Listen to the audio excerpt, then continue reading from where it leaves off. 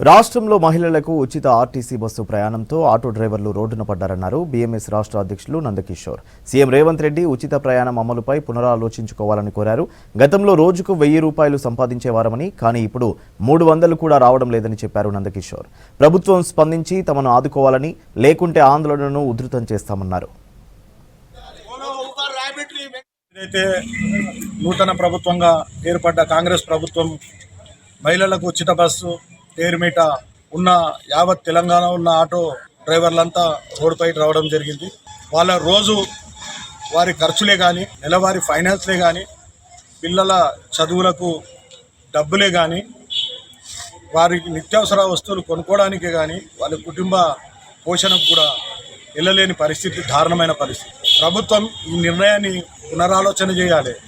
దాంతోపాటు ప్రతి ఆటో డ్రైవర్కి రోజువారీ 1000 రూపాయల చొప్పున ఉపాధి కల్పించే విధంగా, మరియు సెక్రటరేట్లో కానీ, ఎంఆర్ఓ ఆఫీసులలో కానీ, మరియు ప్రభుత్వ ఆసుపత్రుల్లో కానీ, ప్రభుత్వ కార్యాలయాల్లో కానీ వారికి ఉపాధి కల్పించే విధంగా, రోజు ఖర్చులు పోను 1000 రూపాయలు వచ్చే విధంగా ఆటో డ్రైవర్లకు ఉపాధి కల్పించి.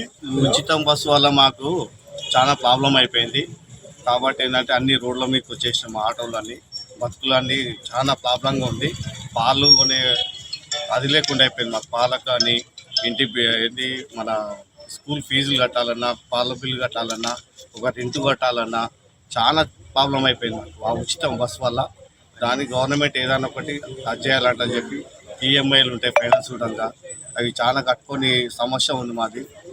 దయచేసి సీఎం గారు కూడా కొద్దిగా అది చేయాలంటని మనం